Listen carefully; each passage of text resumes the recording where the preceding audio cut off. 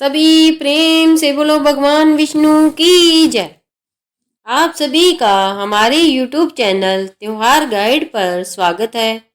आज इस वीडियो में हम आपको बताने जा रहे हैं कि भगवान विष्णु को कार्तिक मास सबसे अधिक प्रिय क्यों है। जय श्री कृष्ण भक्तों, धार्मिक मान्यताओं के अनुसार कार्तिक मास भगवान विष्णु को अत्यंत प्रिय है और इस माह में किया गया स्नान, दान और व्रत अक्षय पुण्यकारी होता है। इस पवित्र स्नान से सभी पापों का नाश होता है और जीवन में सुख समृद्धि आती है। कार्तिक के महीने में भगवान श्री विष्णु और श्री कृष्ण की पूजा का विशेष महत्व बताया गया है। जगन माता की कृपा से जब शरद ऋतु का उज्जवल समय आता है, जब आकाश में चांदनी अपने अमृत समान किरणों को धरती पर बरसाने लगती है, जब हवा में शीतलता और भक्ति का सुगंध भरा कंपन व्याप्त होता है, तब हिंदू पंचांग के अनुसार एक अद्भुत महीना आरंभ होता है, कार्तिक मास। यह महीना भगवान श्री कृष्ण, श्री राधा रानी और सभी वैष्णव भक्तों के लिए सर्वाधिक प्रिय माना गया है। शास्त्रों में कहा गया है, न कार्तिक समूह मासो न कृतम समय युग मगा समम, कार्तिक प्रभो मासो वैष्णव प्रिय सदा। अर्थात जिस प्रकार सत्य युग सभी युगों में श्रेष्ठ है, जिस प्रकार वेद सभी शास्त्रों में सर्वोत्तम है, उसी प्रकार कार्तिक मास सभी महीनों में परम श्रेष्ठ और ईश्वर को अत्यंत प्रिय है। इस माह में जो कोई भी थोड़ी सी भक्ति भी करता है, उसका फल अनंत गुना बढ़ जाता है। भक्ति मार्ग के आचार्य श्री सनातन गोस्वामी ने हरि भक्ति विलास ग्रंथ में इस मास की महिमा का अत्यंत विस्तृत वर्णन किया है। वह कहते हैं, कार्तिक मास वह समय है जब स्वयं भगवान श्री कृष्ण अपनी लीला भूमि वृंदावन में विशेष रूप से उपस्थित रहते हैं और अपने भक्तों की भक्ति स्वीकार करते हैं। इस महीने को दामोदर मास भी कहा जाता है, क्योंकि इसी मास में भगवान श्री कृष्ण ने अपनी अद्भुत लीला दामोदर लीला का प्रकटीकरण किया था। इस शब्द के दो अर्थ है, दामा अर्थात रस्सी और उदर अर्थात पेट, अर्थात वह भगवान जो अपनी माँ यशोदा के प्रेम से बांधे गए, जिन्हें जगत की कोई शक्ति बांध नहीं सकती, पर प्रेम की डोरी ने बांध लिया, वही है दामोदर। इस महीने में जब कोई दीप जलाता है, जब कोई हरि नाम का जप करता है, जब कोई तुलसी पूजन करता है, तब उसके कर्मों का प्रभाव 1000 गुना बढ़ जाता है। भगवान स्वयं कहते हैं, सभी पौधों में तुलसी मुझे प्रिय है, सभी महीनों में कार्तिक मुझे प्रिय है, सभी तीर्थों में द्वारका मुझे प्रिय है और सभी दिनों में एकादशी मुझे प्रिय है। कार्तिक मास में जब कोई भक्त संध्या समय दीप दान करता है, तो उसके घर के पाप नष्ट होते हैं। तुलसी के निकट जब कोई दीपक जलाता है, तो भगवान स्वयं प्रसन्न होते हैं। इस प्रकार कार्तिक का प्रत्येक दिन भक्ति का पर्व बन जाता है। जय श्री राधे, जय श्री दामोदर। कहते हैं कि 12 महीनों में कार्तिक मास सबसे श्रेष्ठ है। जैसे सब व्रतों में एकादशी श्रेष्ठ है, वैसे ही सब मासों में कार्तिक माहात्म्य सर्वोपरि है। जब शरद ऋतु का निर्मल चांद आकाश में अपनी अमृत सी शीतलता बिखेरता है, जब नदियों का जल पारदर्शी हो जाता है, जब वृक्षों के पत्ते ओस से भीगे हुए मोती जैसे चमकते हैं, तब धरती पर दिव्यता उतरती है। वही समय होता है भगवान श्री हरि विष्णु के विशेष प्रिय मास का, जिसे कहते हैं कार्तिक मास। यह महीना भक्तों के लिए मोक्ष का द्वार खोलता है। जो इस मास में स्नान, दान, दीपदान, तुलसी पूजन, शालिग्राम पूजन, हरि नाम संकीर्तन या दीपदान करता है, वह सीधे वैकुंठ लोक में स्थान पाता है। कार्तिक मास को दामोदर मास भी कहते हैं, क्योंकि इसी मास में नंद नंदन श्री कृष्ण ने माँ यशोदा के प्रेम बंधन को स्वीकार किया था। यह कथा जितनी सरल दिखती है, उतनी ही गूढ़ है, क्योंकि इसमें साकार रूप में भगवान प्रेम के वश में हो जाते हैं। कथा आरंभ होती है। व्रज भूमि में सुबह का समय था। नंद भवन से रसोई की मीठी सुगंध पूरे गोकुल में फैल रही थी। माँ यशोदा ने स्वयं अपने नन्हे कन्हैया के लिए माखन मिश्री का भोग बनाने का निश्चय किया था। वे कहती, आज मैं अपने लाला के लिए स्वयं माखन मथूंगी। जैसे ही यशोदा माता ने मथानी उठाई, गायों के गोबर से लिपे चौके में बैठकर मंथन आरंभ किया। उनके होठों पर भगवान के नाम की ध्वनि थी। गोविंद, दामोदर, माधवेती। मथानी के घूमते ही जैसे संपूर्ण सृष्टि का राग झंकृत होने लगा। आकाश में देवगण भी इस दृश्य को देखने को तत्पर हुए। यशोदा के मंथन की गति बढ़ती गई और उसी के साथ उनके प्रेम की लहरें भी गहराती गई।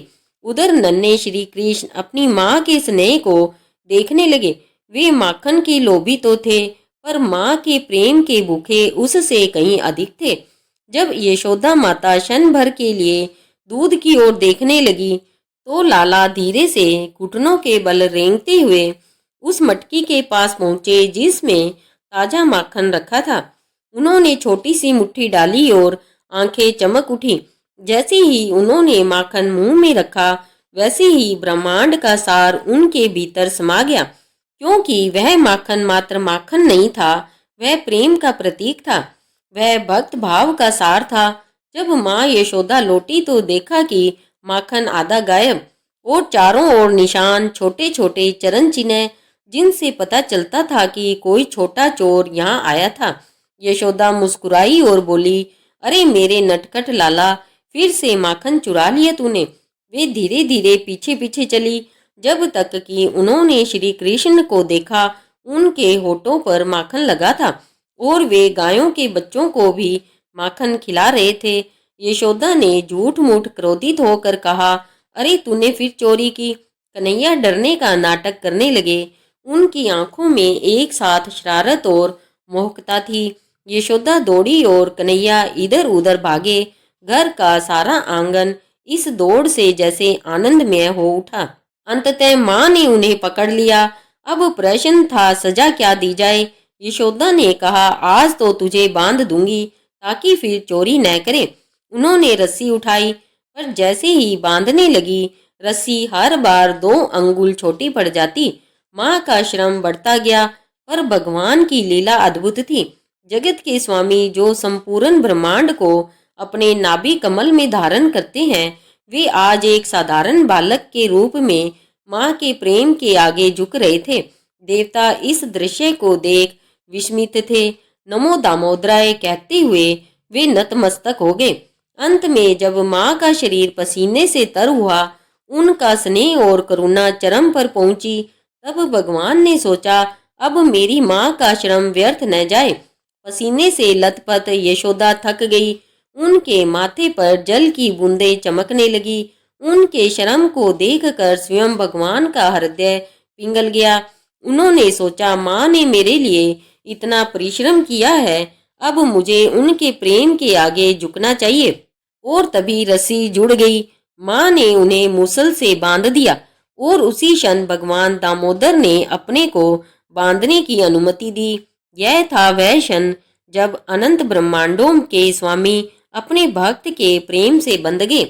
यशोदा ने उन्हें बांधने के बाद घर के काम में लग गई। कृष्ण ओखली से बंधे हुए इधर उधर रेंगने लगे। उन्होंने देखा कि आंगन के एक कोने में 2 विशाल अर्जुन वृक्ष खड़े हैं। उन वृक्षों में 2 दिव्य आत्माएं बंधी थी, कुबेर के पुत्र नल कुबर और मणिग्रीव।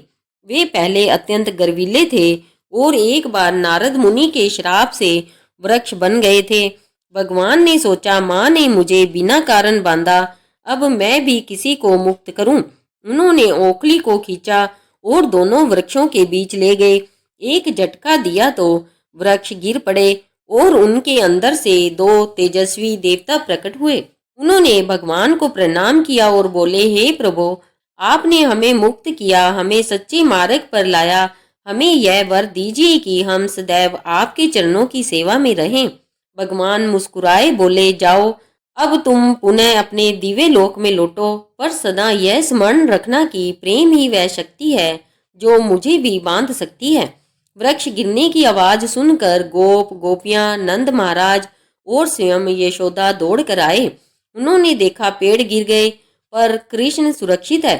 सबने सोचा कि यह किसी चमत्कार से हुआ होगा, परंतु भक्त जन जानते थे कि यह भगवान की करुणा थी। यही थी दामोदर लीला, जहाँ सर्वशक्तिमान ने अपने भक्त के प्रेम के आगे आत्मसमर्पण किया। यह लीला हमें सिखाती है कि भगवान को बल, बुद्धि या यज्ञ से नहीं, बल्कि सच्चे प्रेम और भक्ति से जीता जा सकता है। कार्तिक मास इसी प्रेम की साधना का महीना है।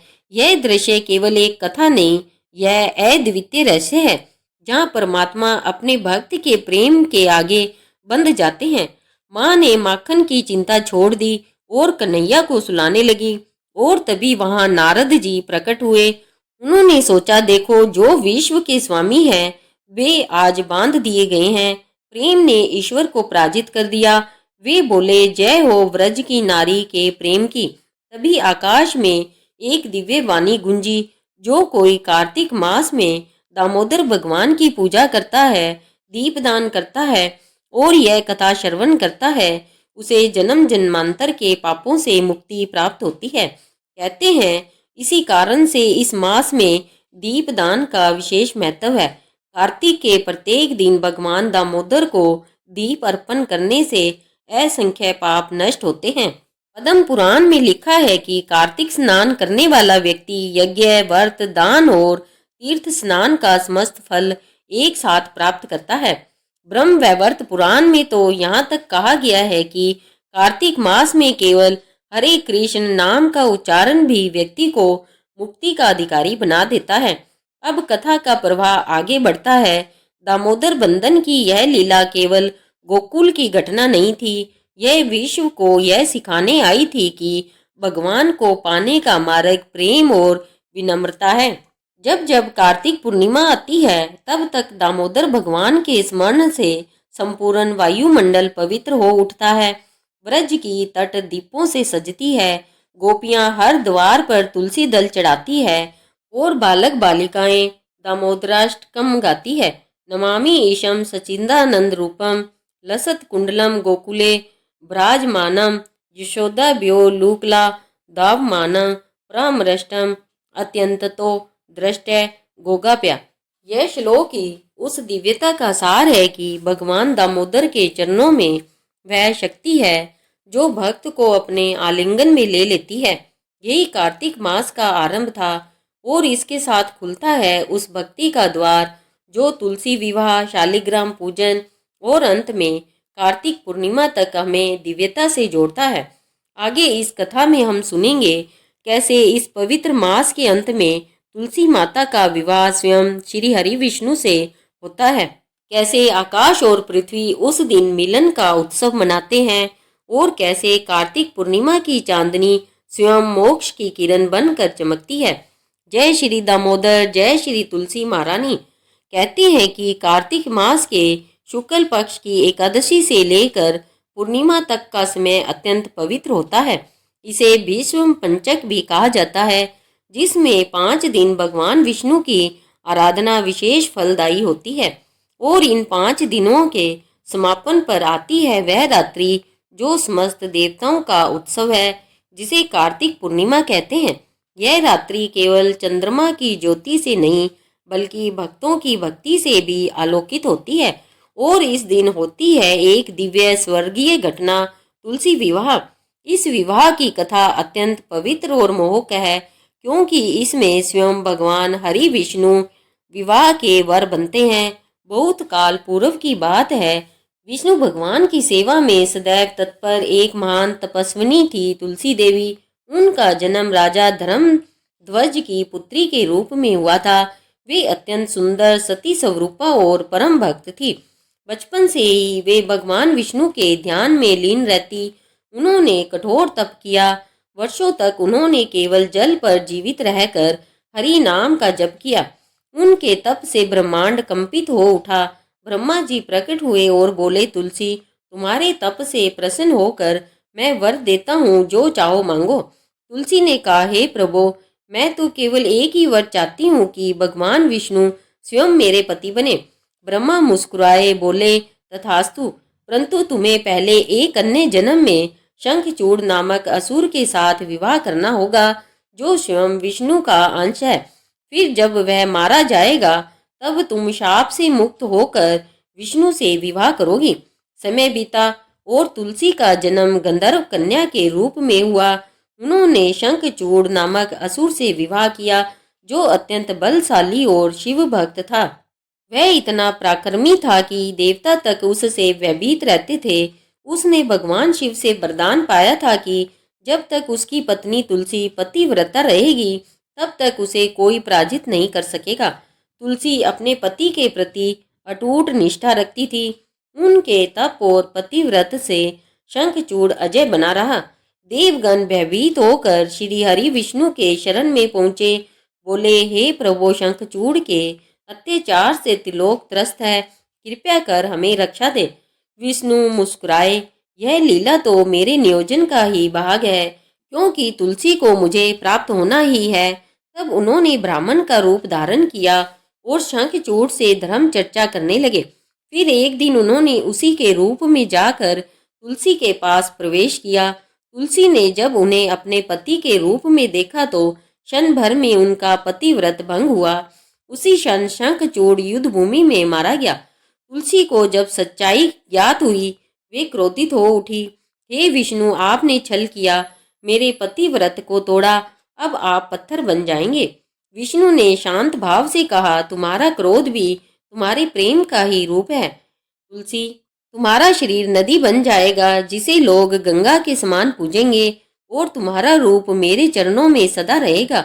मैं शालिग्राम के रूप में रहूंगा, और जब जब कार्तिक मास आएगा तब तब मेरा और तुम्हारा विवाह मनाया जाएगा।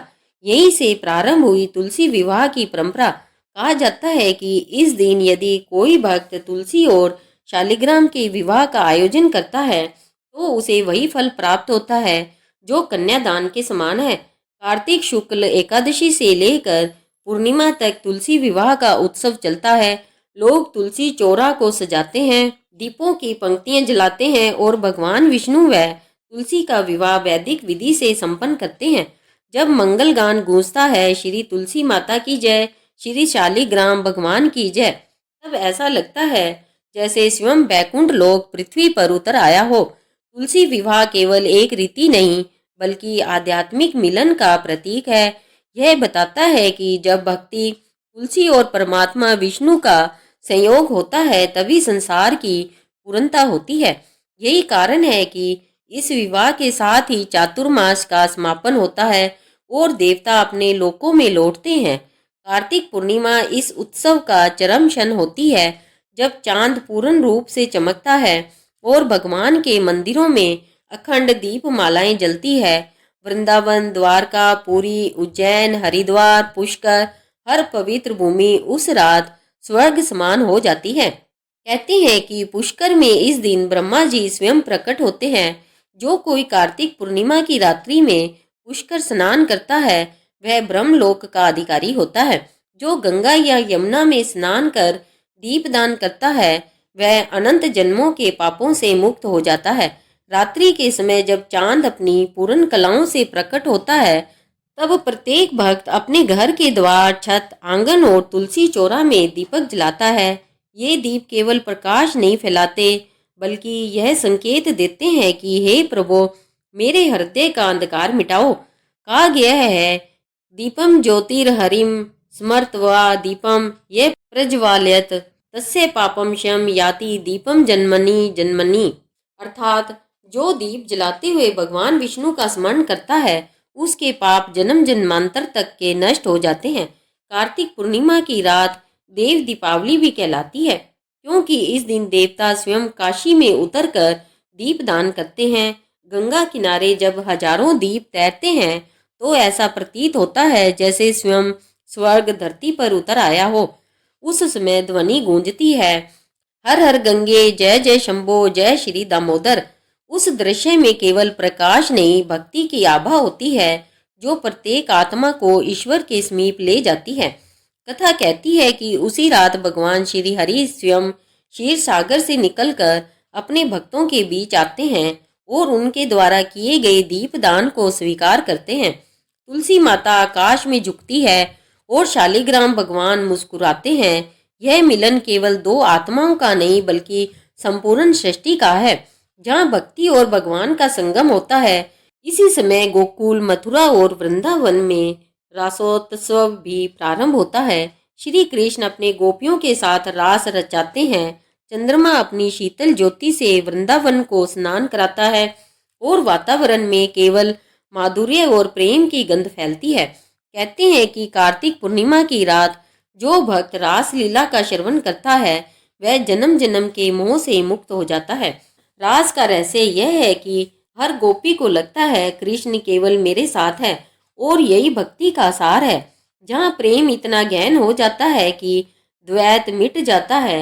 जब तक यह कार्तिक की रात्रि रहती है तब तक श्री कृष्ण के स्वरूप से प्रेम की मधुर लहरें बहती है।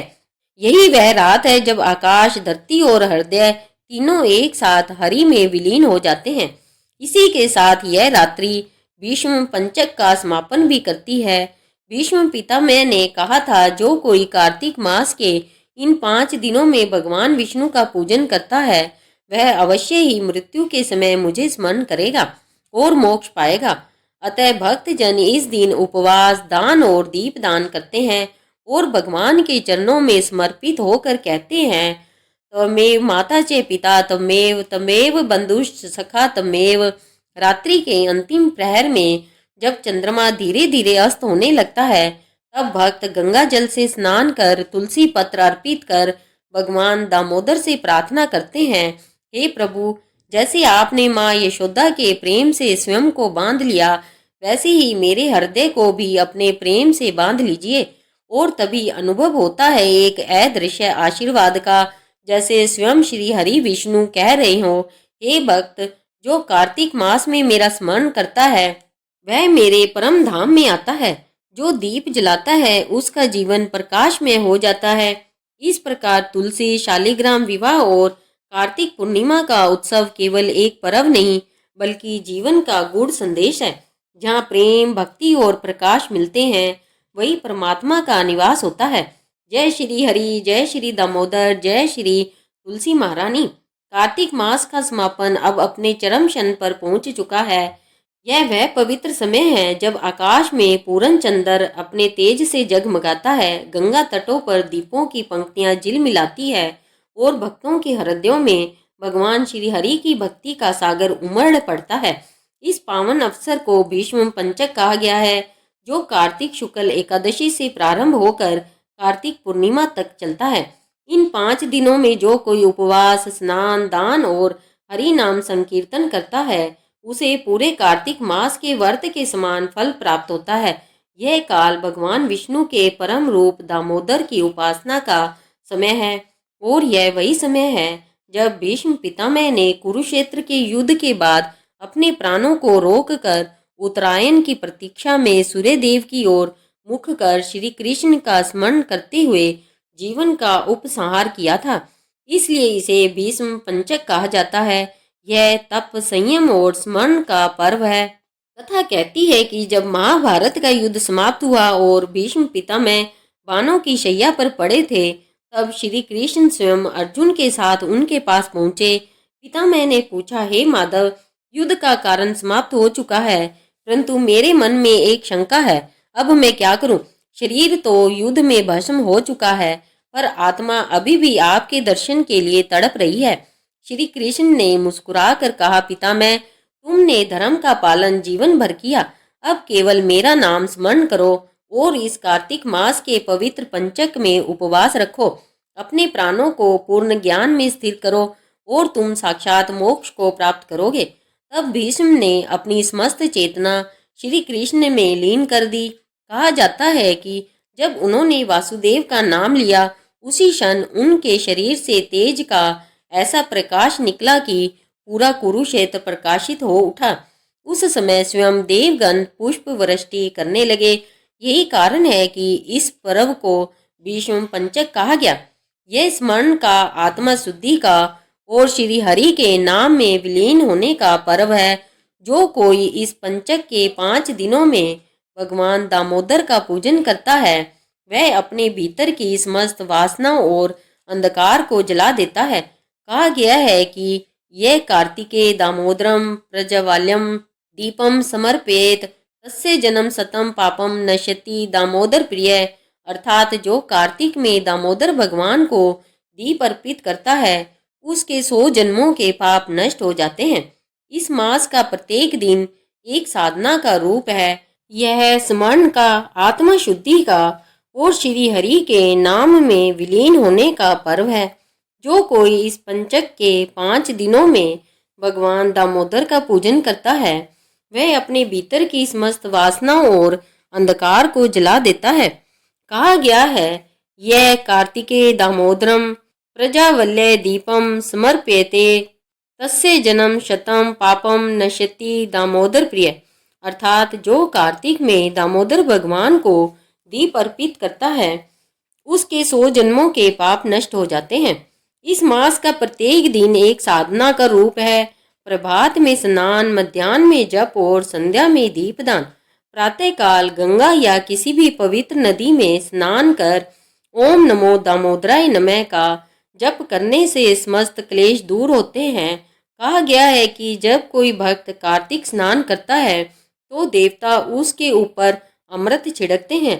भक्ति ग्रंथों में वर्णन आता है कि गंगा माता कहती है, हे हरि, मेरे तटों पर जो कार्तिक में स्नान करते हैं उन पर मैं स्वयं 100 जन्मों के पाप धो देती हूँ। श्री हरि तब कहते हैं, हे गंगे, जो भक्त तुम्हारे तट पर दीपदान करता है मैं स्वयं उसके घर में निवास करता हूँ। इसलिए कार्तिक के हर दिन दीपदान का विशेष महत्व है। कहा गया है, दीपदानम तू यह कृता कार्तिके मासनोत्तमे तस्य पापानि नश्यति जन्मांतरेषु जन्मनि। संध्या के समय जब भक्त अपने आंगन, मंदिर और तुलसी चौरे पर दीप जलाते हैं तब ऐसा प्रतीत होता है जैसे हर घर बैकुंठ बन गया हो। हवा में घी के दीपों की सुगंध, मंदिरों में शंखनाद और तुलसी की पत्तियों की मधुर ध्वनि सब कुछ वातावरण को दिव्यता से भर देता है। भगवान विष्णु कहते हैं, जो भक्त कार्तिक की संध्या में एक दीप भी प्रज्वलित करता है मैं उसे अनंत जन्मों तक अपना कृपा पात्र बनाए रखता हूँ। भीष्म पंचक के 5 दिनों में विशेष नियम है। पहले दिन भगवान के चरणों की पूजा, दूसरे दिन नाभि की, तीसरे दिन हृदय की, चौथे दिन मुख की और 5वें दिन श्रीमुख कमल का ध्यान। जो ऐसा करता है उसे भगवान के साक्षात दर्शन प्राप्त होते हैं। इस मास में विशेष रूप से दामोदर अष्टकम का पाठ करना चाहिए। यह प्रार्थना स्वयं श्री सत्यव्रत मुनि ने भगवान दामोदर के समक्ष गाई थी। जब माँ यशोदा ने नन्हे कृष्ण को रस्सी से बांधा था तब उनके नेत्रों में प्रेम के आंसू झलक उठे थे। सत्यव्रत मुनि कहते हैं, नामामीशम ईशान निर्वाण रूपम विभुम व्यापत लोकम स्वभावाधि वर्णम अद्भुतम बालकम दामोदरम भक्ति वदम, अर्थात मैं उस भगवान दामोदर को नमस्कार करता हूँ जो अनंत लोकों में व्याप्त है फिर भी अपनी माता के प्रेम से बंध गए। यह कथा हमें बताती है कि भगवान को किसी तप या बल से नहीं बल्कि प्रेम से बांधा जा सकता है। जब माँ यशोदा ने रस्सी बांधनी चाही तो हर बार 2 अंगुल कम पड़ गई। यह 2 अंगुल हमारे और भगवान के बीच का अंतर है। एक हमारी पुरुषार्थ की प्रतीक है और दूसरी भगवान की कृपा की। जब दोनों मिलते हैं तभी बंधन पूर्ण होता है। कार्तिक मास में इसी भाव से भक्ति करनी चाहिए। हे प्रभु, मेरे पुरुषार्थ को अपनी कृपा से पूर्ण कर दीजिए। जो ऐसा कहकर दीप जलाता है उसके जीवन में स्वयं श्री हरि का प्रकाश उत्तर आता है। अब कथा आगे बढ़ती है। कार्तिक पूर्णिमा के दिन रात्रि में तुलसी विवाह संपन्न हो जाता है। तुलसी माता के मंडप में मंगल गीत गूंजते हैं, शंखनाद होता है और पवित्र अग्नि के सम्मुख तुलसी व शालिग्राम भगवान का पानी ग्रहण संस्कार होता है। वैदिक रीति से यह विवाह बैकुंठ से भी श्रेष्ठ माना गया है क्योंकि यहाँ साक्षात भगवान अपनी भक्त के साथ विवाह करते हैं। भक्त इस अवसर पर तुलसी को वस्त्र, श्रृंगार और सोने चांदी के तोरण अर्पित करते हैं। श्री तुलसी महारानी की जय। ये जय घोष के साथ जैसे संपूर्ण ब्रह्मांड में भक्ति की लहर उठती है। रात्रि में रासलीला प्रारंभ होती है। श्री कृष्ण वृंदावन की वनों में गोपियों के साथ नृत्य करते हैं। चंद्रमा की चांदनी यमुना के जल पर झिलमिलाती है। बांसुरी की मधुर ध्वनि सबको मंत्रमुग्ध कर देती है। गोपियों को प्रतीत होता है कि कृष्ण केवल उनके साथ है। यह प्रेम का वह चरम बिंदु है जहाँ मैं और तुम का भेद मिट जाता है। श्री कृष्ण कहते हैं, हे गोपियों, मैं तुम्हारे प्रेम से बंधा हूँ। न योग, न यज्ञ, न तप, केवल भक्ति मुझे आकर्षित कर सकती है। कार्तिक की यह रात्रि केवल रास लीला का दृश्य नहीं, बल्कि आत्मा और परमात्मा के मिलन का प्रतीक है। जो इस रात रास लीला का श्रवण करता है, उसके भीतर का मोह समाप्त हो जाता है। पद्म पुराण में लिखा है, रात्रिम कार्तिक पुण्याम यो रासम पश्यति मानव स मुक्तो भवति क्षिप्रम गोपीनाम प्रेम विभ्रमे। अगली सुबह जब सूर्य उदित होता है, तब भक्त गंगा स्नान करते हैं। स्नान के पश्चात गोदान और अन्नदान किया जाता है। जो भक्त इस दिन दान करता है, उसे बैकुंठ में स्थान मिलता है। कहा गया है कि कार्तिक मास में किया गया एक अन्नदान सामान्य दिनों के सहस्त्र दानों के बराबर है। प्रिय भक्तजन भगवान के नाम का कीर्तन करते हैं। हरे कृष्ण कृष्ण कृष्ण हरे हरे, हरे राम राम राम हरे हरे। यह महामंत्र कार्तिक में विशेष प्रभावी होता है।